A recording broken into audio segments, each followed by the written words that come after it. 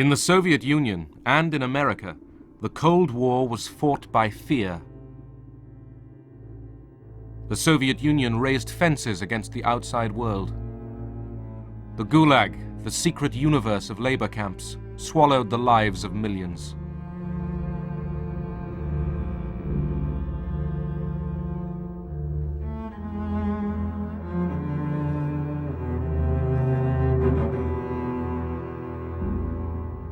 Both sides turned their fear inwards against their own people. They hunted the enemy within. Communism in reality is not a political party. It is a way of life, an evil and malignant way of life. It reveals a condition akin to disease that spreads like an epidemic. And like an epidemic, a quarantine is necessary to keep it from infecting this nation.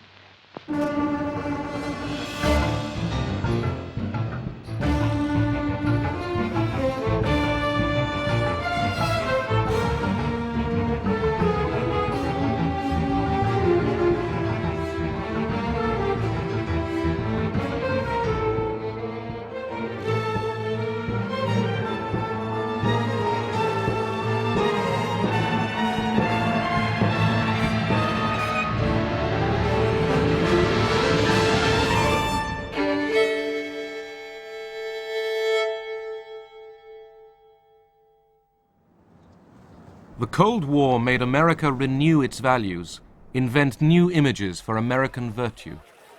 Men and women in all walks of life, we are shareholders in the greatest enterprise on earth, the United States of America, unlimited. Our strength lies in the character of our people, young in heart, independent in thought and nature, skilled of hand. American enterprise has harnessed fire and water, wind, sun, and soil to produce an abundance of everything. Was communism out to destroy all this? American propaganda said it was.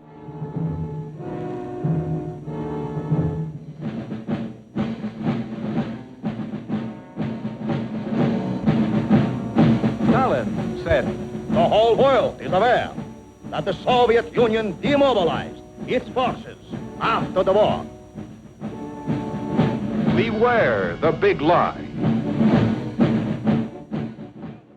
At home, Americans feared Red subversion.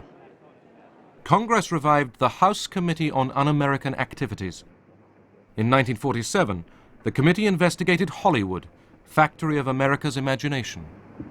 Have you ever observed any communistic information in any scripts? Well, I have turned down quite a few scripts because I thought they were tinged with communistic ideas.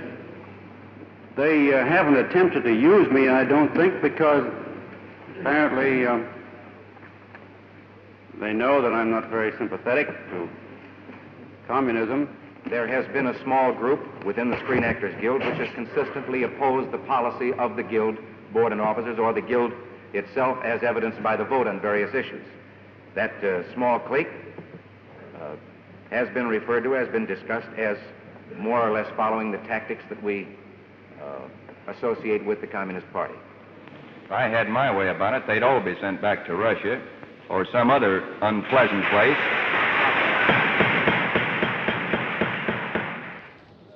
10 witnesses, the Hollywood 10, defied the committee's right to ask about their beliefs. Are you a member of the Communist Party? Or have you ever been a member of the Communist Party? It's unfortunate and tragic that I have to teach this committee the basic principles of Americanism. That's not the question. The question is, have you ever been a member of the Communist Party?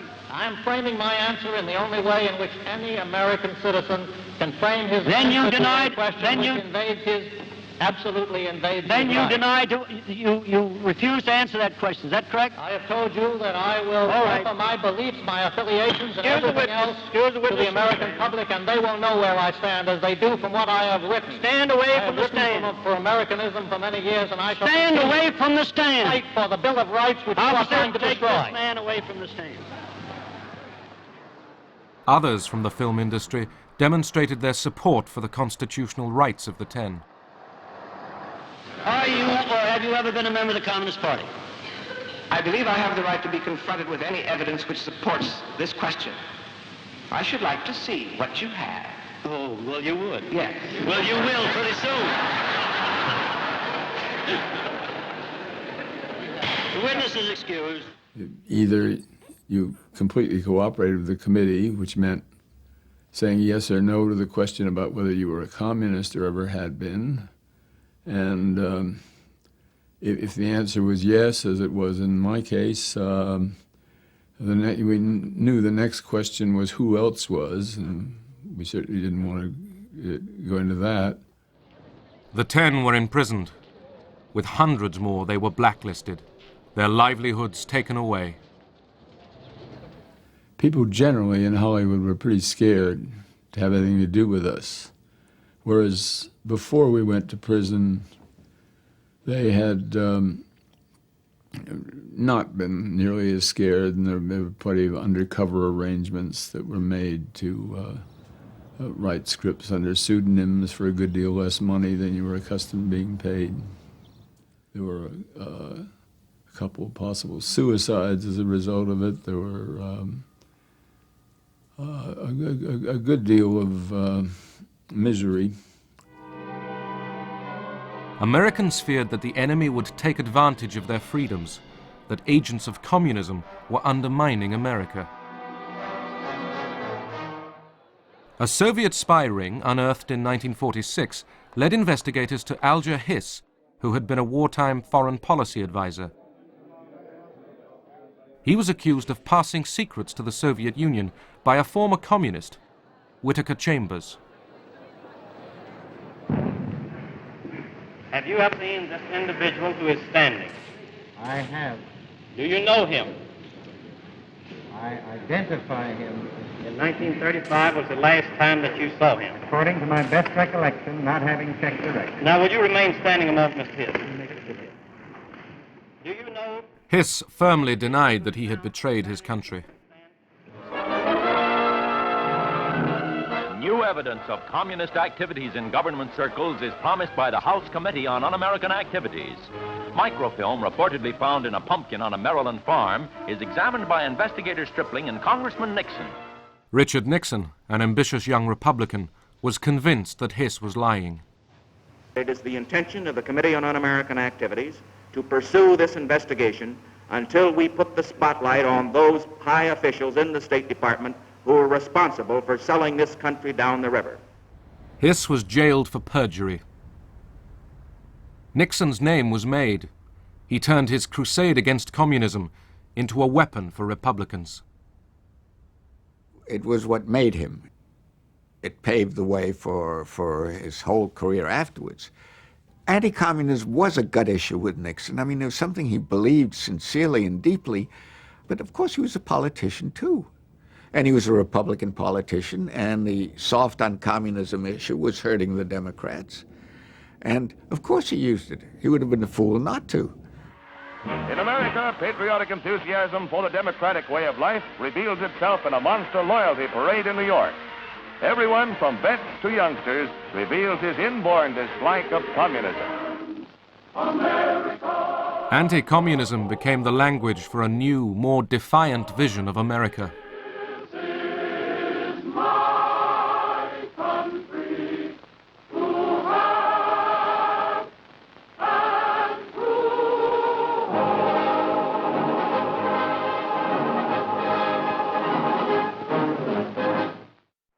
Singer Paul Robeson was open about his communist sympathies. In Moscow, he was welcome. Boat that barge, lift that sail, you show a little grit, and you land in the jail. But I keeps laughing instead of crying.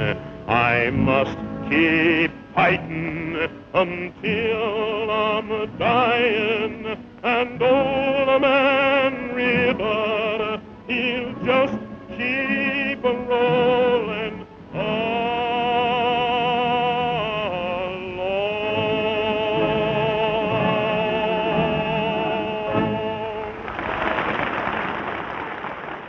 In America, people were less friendly. Veterans of the American Legion turned out to demonstrate in 1949 when Robeson was due to sing in a concert at Peekskill, New York. The police expected trouble. The slogans of the demonstrators, it went, go back to Russia, you white niggers, for instance, over and over. Commies, niggers, Jews. You got in, but you're not going to get out alive. Hitler didn't finish the job. We will. The concert turned into a riot.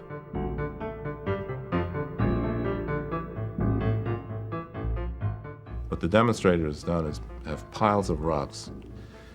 What the state police did is make the cars go out and go 10 miles an hour through that gauntlet.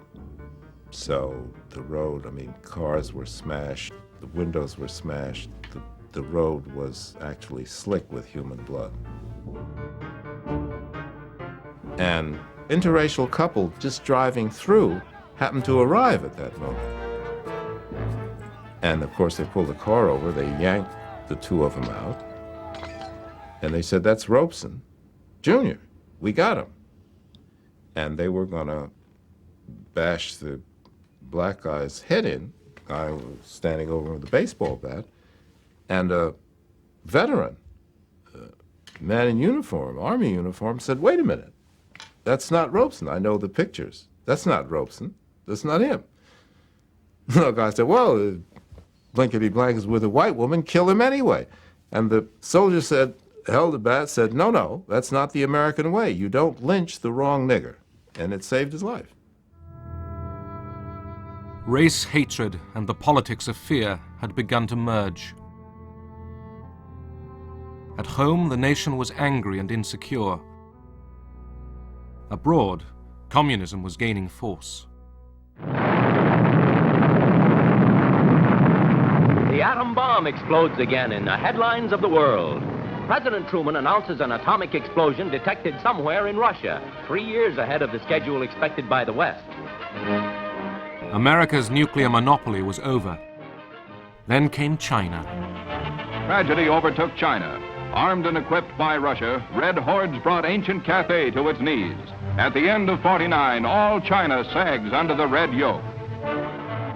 Communist leader Mao Zedong took over. America's Chinese allies, the defeated Chiang Kai-shek regime, fled with their followers into exile. Americans have always had, most Americans, a special feeling, a special attachment, a special interest in China. So it seemed incredible to most Americans, uninformed Americans, that this country which we had lavished so much care and affection on, who we thought was so friendly, so many of their people had studied in America and so on, should turn communist, turn over to the other side. Many people felt that there had to be some explanation. There had to be some sort of a conspiracy, some sort of a plot. Republican Senator Joe McCarthy blamed traitors in the State Department for the loss of China. He launched his own witch hunt. Today, the most dangerous enemy agent is not so much concerned with the secret information about weapons as he is with infiltrating the necessary departments of the government and shaping and controlling the actions of our nation so that the enemy is progressively winning without even firing a single shot. Now, I intend to name names. John S. Service. And remember that name if you will. I have never knowingly transmitted any information which was, shall we say, secret military plans. Service was hounded out of the State Department. I had trouble renting homes, renting an apartment in New York. And the companies, well, what did our stockholders say, you know? So the companies that I had known and had dealings with abroad, export companies, they said, sorry, we think you're a fine guy, but we don't dare touch you. One communist.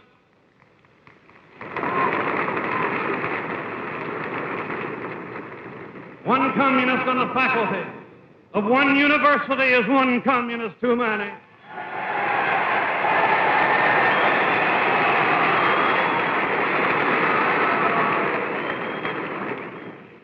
One communist among the American advisors at Yalta was one communist too many.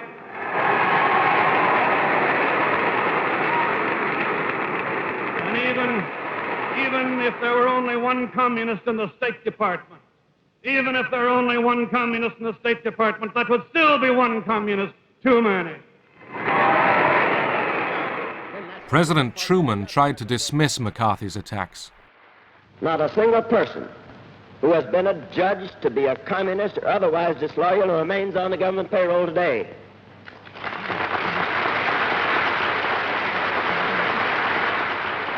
We're not going to turn the United States into a right-wing totalitarian country in order to deal with a left-wing totalitarian threat.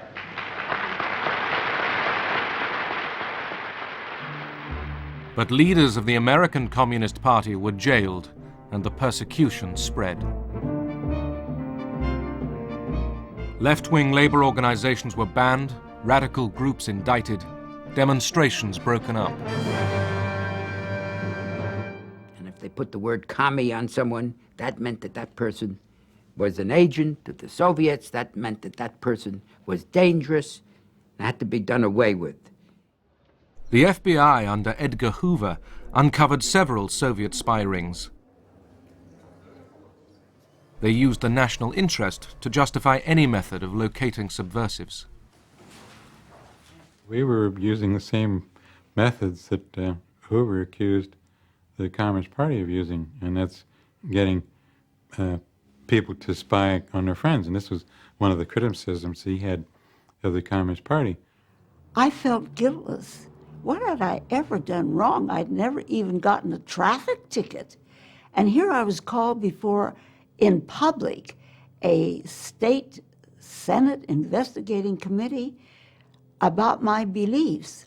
I felt very, very wronged, and I felt that I had to not only uphold myself, my reputation, but that of my fellow teachers, my fellow union members, my fellow citizens. We would talk to children, if they were in college, about their parents, and we talked to parents about children, and we talked to the neighbors about those people, and then if someone did seem halfway sympathetic in the Communist Party, we talked to them.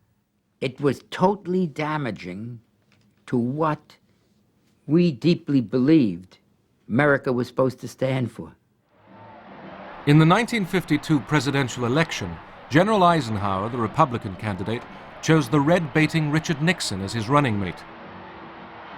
Eisenhower mocked the Democrats for being soft on communism. The future of this country belongs to more courageous men. It belongs to men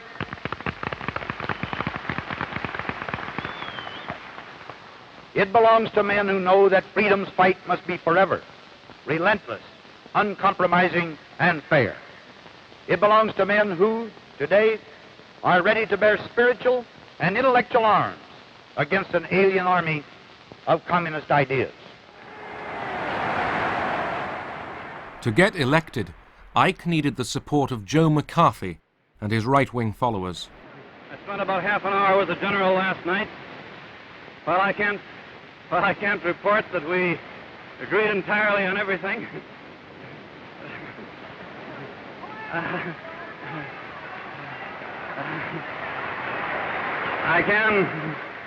I can report that when I left that meeting with the general, I had the same feeling as when I went in, and that is that he's a great American, will make a great president, an outstanding president.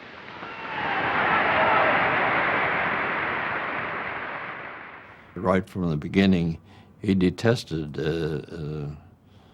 Joe McCarthy.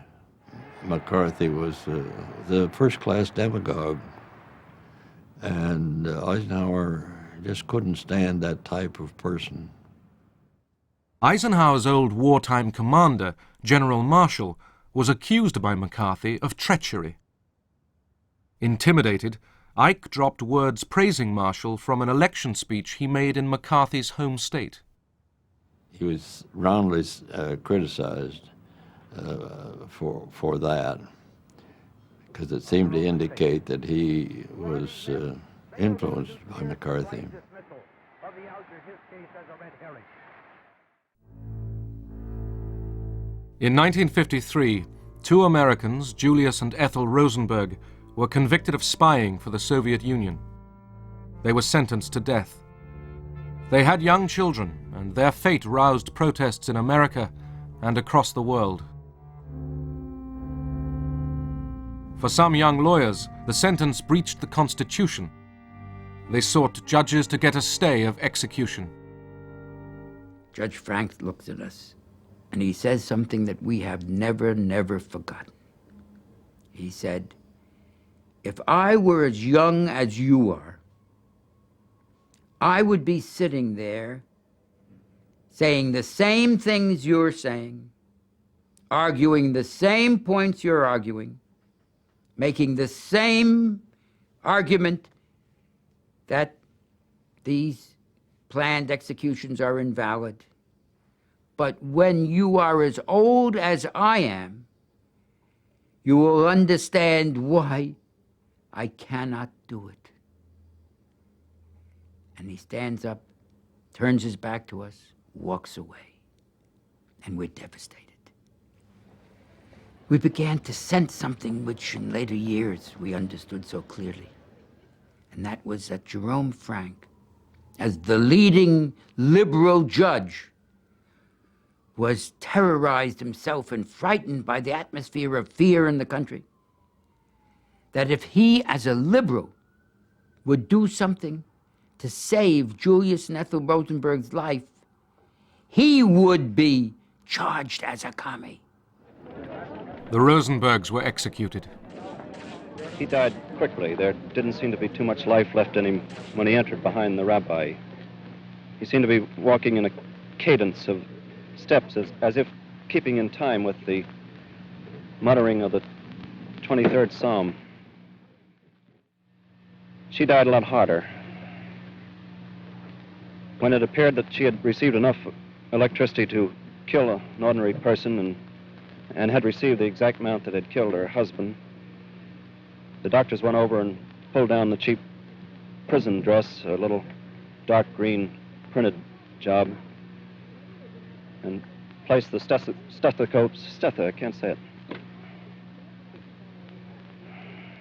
placed the stethoscopes to her, and then looked around, looked at each other rather dumbfounded, and seemed surprised that she was not dead.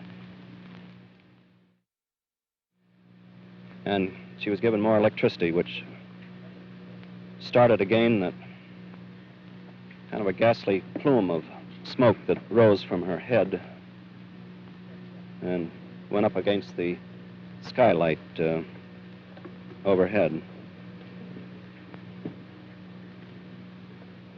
After two more of those jolts, Ethel Rosenberg had met a maker. She'll have a lot of explaining to do, too. McCarthy now denounced leading Republicans and even senior army officers as communist sympathizers. But he had gone too far. Political opinion swung away from him, and his enemies gained courage. The names of communists. You say to the army. You've done enough. Have you no sense of decency, sir? At long last, have you left no sense of decency? It all sort of came to pieces. And then there was this move to censure him, and he fought that very badly. Now, a number of us were advising him on how to handle that, and he agreed to everything we said, and then he did just the opposite. You have been here trying to snare the staff of this committee. The young men who have been working to uncover communists, you jump up and run away without answering. McCarthy's power collapsed as the politicians walked away from him. But the spirit of McCarthyism, the smearing of dissent as communist treason, stained American democracy for decades. In the Soviet Union, all dissent was suppressed. The Cold War heightened tensions and reinforced fears, not just of internal subversion, but of another world war.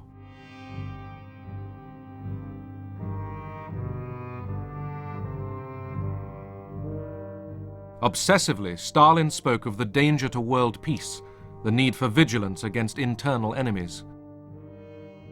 Conformity was enforced by police terror and by a slavish cult of Stalin's personality.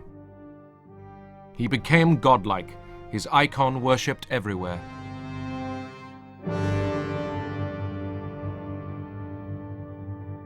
For those who did not conform, there was silence and death behind the barbed wire.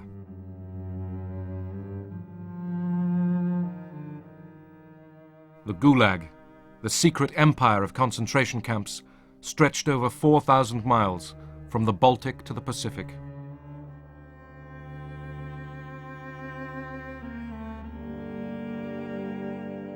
In the Cold War years, the camps continued to devour the lives of millions.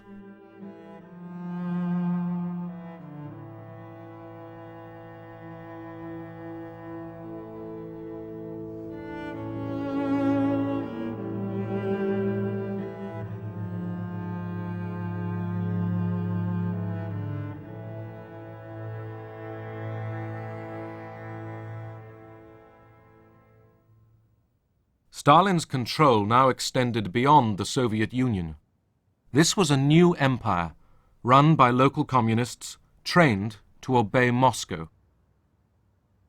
American propaganda targeted the fate of these satellite nations. The battleground of peace today is that strip of strategically located countries stretching from the Baltic to the Black Sea. They are not big countries geographically, but they contain 70 million freedom-loving people, our kind of people, who share our culture and who have sent millions of their sons and daughters to become part of these United States. Some call these countries the satellite nations. More accurately, they are the captive nations of Europe. My name is Ronald Reagan. Last year, the contributions of 16 million Americans to the crusade for freedom made possible the World Freedom Bell, symbol of hope and freedom to the communist-dominated peoples of Eastern Europe. In Western Berlin, great crowds turned out to see it raised to the tower of the West Berlin City Hall. The campaign was secretly funded by the CIA.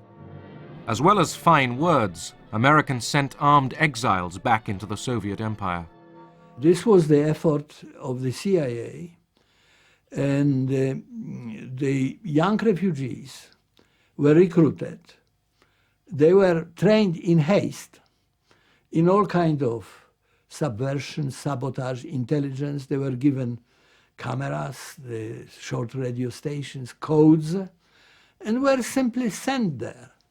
But the regime did penetrate all these training camps, and the reception committee was waiting for these people and arresting them. Zbierane, żądane przez wywiad amerykański, jak zdjęcia, dokonywane obiektów przemysłowych, mostów, torów kolejowych. Niechaj tę prawdę.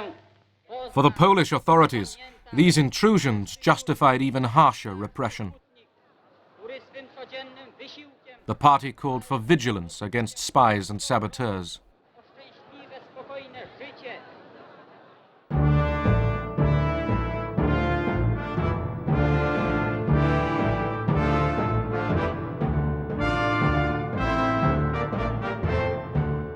In 1948, Stalin began to tighten the Soviet grip on Eastern Europe.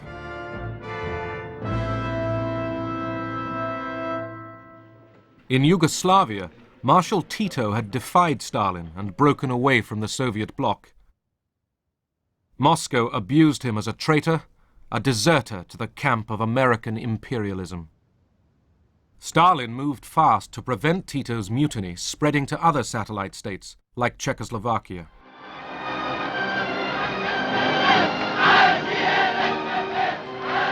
At first, the satellites were allowed to find their own paths to communism. Now, Stalin forced the Soviet model on them all. Everyone must march, shout, obey.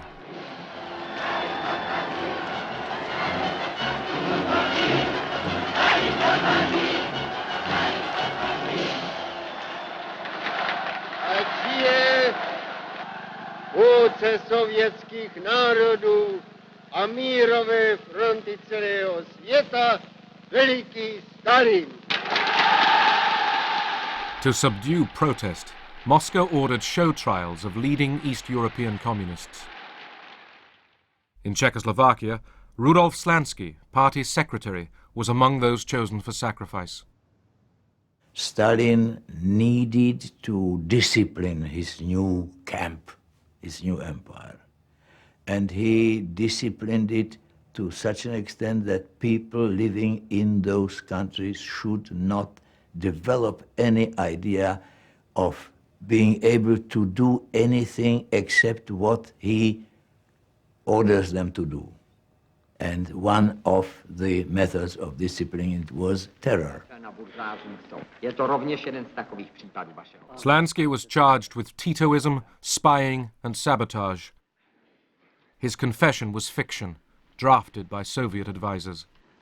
To tedy znamená, že na začátku své politické činnosti před orgány buržázní moci jste si vedl jako oportunista a zbabělec a ne jako komunista.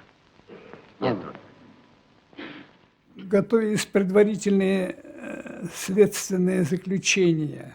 The initial investigation results were prepared and checked. If the evidence in these cases didn't meet the aims of the security services, then it was altered. Really, it was a fabrication to prove what otherwise couldn't be proved. Jaký to řetěz otřásajících zločinů. Avšak přes rafinované spiklenství a záškodnictví, přes lstivou obojetnost a hanebnost svých prostředků nedosáhli svých cílů. Byli rozdrceni. The key was the confession of the indicted person. And then there was no need of any proofs. As soon as the confession was obtained, that was enough for the trial and the sentence. So we were put at the disposal of the secret police with almost unlimited powers over us to bring us into a state where we were prepared to make that confession. To bylo týrání. It was torture. Kde na mě oni řvali a nadávali. They were shouting and swearing at me. I had to look into their eyes.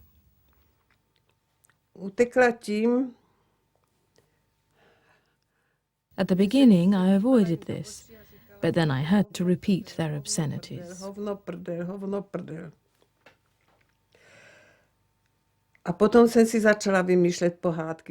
Then I started to make up fairy tales for my son. I got into an imaginary world of castles and princes and animals. So when they shouted at me, I didn't have to answer them. I only looked into their eyes while I was making up these fairy tales. A vymýšlela jsem tyto pohádky. A ty jsou napsané. No. Není to lehké. It's not easy. Já se nelituju. I don't feel sorry for myself.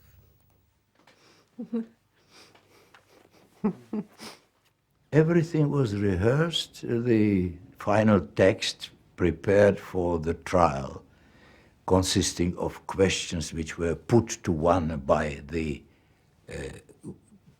general attorney and the president of the court and so on, were listed, and your answers were listed.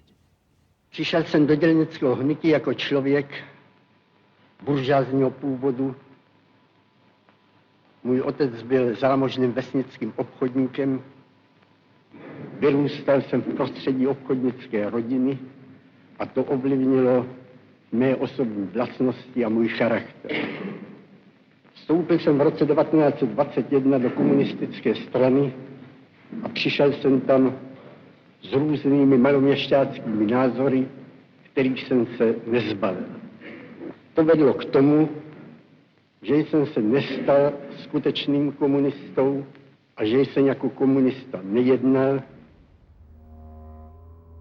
Slansky and 10 others were hanged in December 1952, their ashes scattered over the ice on an unknown country road.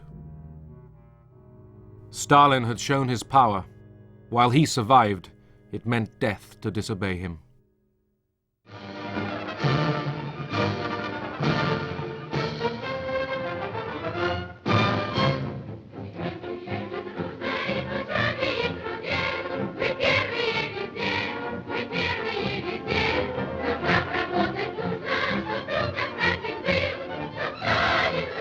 In the Soviet Union itself, culture and science were kept insulated from the infection of all Western influence. The arts, painting, literature, music, were regimented by the doctrine of socialist realism.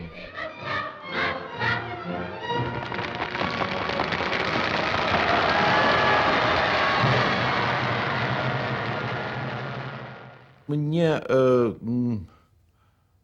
кажется, что участие Сталина Stalin's interference with the work of the Bolshoi theatre was done with love and good taste.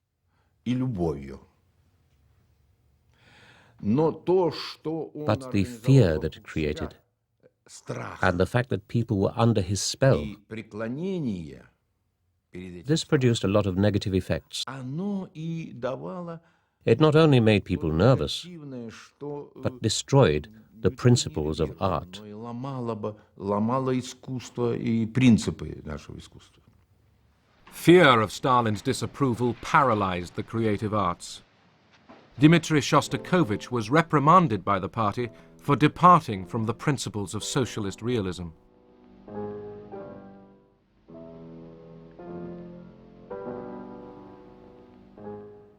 Official art showed the Soviet Union as a promised land of plenty and of opportunity, guided by wise and selfless leaders. But those who discussed real change, even in private, like Susanna Pechuro and her student friends, risked punishment. Мы очень много рассуждали об этом. We discussed a lot, and we came to the conclusion that what was happening then was completely different from what we were taught to believe. Соответствует тому, что нам рассказывают. It wasn't socialism. Что это никакой не социализм. Susanna joined a secret discussion group. Aged 17, she was arrested, charged with treason and terrorism. 3 of her friends were executed. Говорят, собирайся, поедешь. They said, get ready, you come with us. Собираться, одеваться. I went to get dressed behind the screen in the room, and I clearly realized then that I would not be coming back. At that moment, I could see myself in the prison cell. Later, when I really was in the prison cell, I kept thinking back to that moment.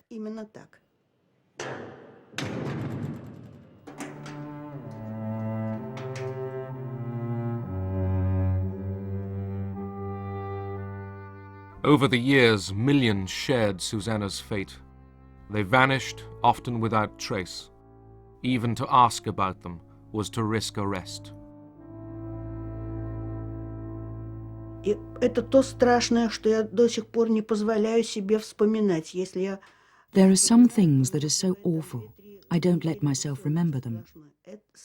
Because if I do, I can't sleep for weeks. They pulled children out of the arms of their screaming mothers, and then beat the mothers. The children just disappeared. They never knew what happened to them afterwards. There was nothing more awful than that, even though I saw them killing people, and anything else they felt like doing.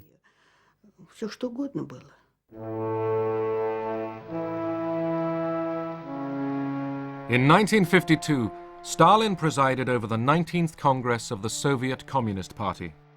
The hall was packed with foreign delegations gathered to honor him. Stalin was old now, but still the unchallenged leader of world communism. Cold War, military competition with America, was already putting a heavy load on Soviet society.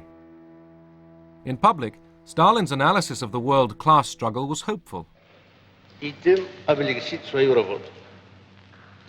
Потому повторю, что сама буржуазия, главный враг освободительного движения, стала другой, изменилась серьезным образом, стала более реакционной, потеряла связи с народом и тем ослабила себя.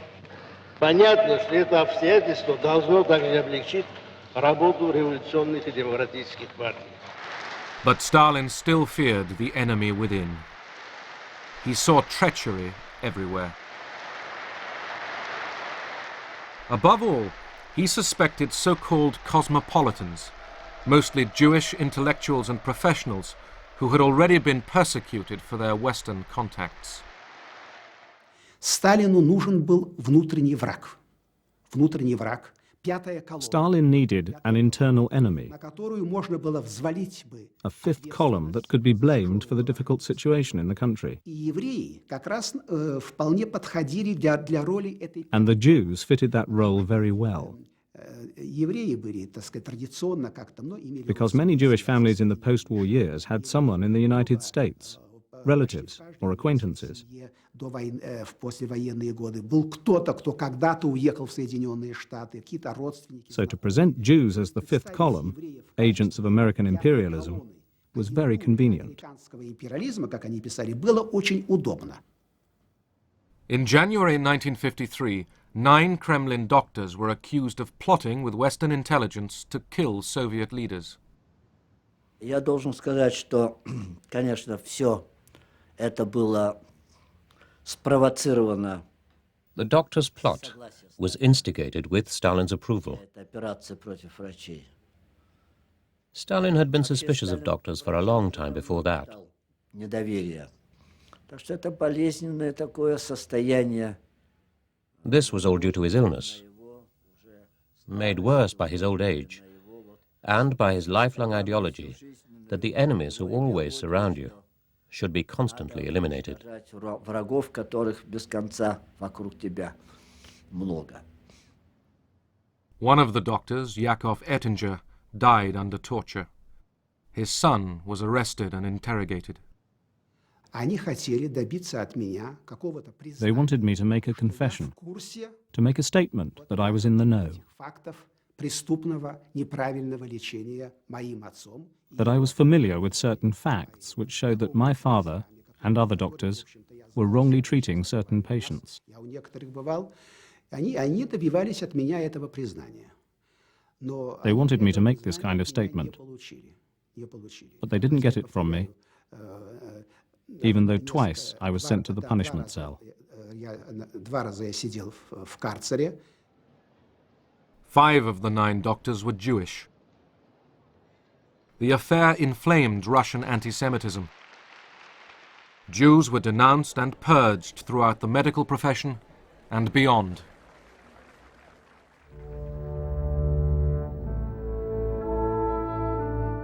Suddenly, one winter night, Stalin collapsed with a brain hemorrhage. No one dared to treat him as he lay half-conscious on the floor. Eventually, on the 5th of March 1953, he died. Воспринималось нами. Like the majority of people, we saw it as a tragic event. Вообще как событие, конечно, трагическое и очень It caused a lot of anxiety. вызывающее большую тревогу, потому что все уже How were we going to live now? считало, что как, собственно, можно жить вообще, когда рухнули When the foundations of our lives were shattered? нашего общества, нашей жизни, поскольку была настолько создана. The image of Stalin created by propaganda was of someone who was irreplaceable. Создан такой облик незаменимости.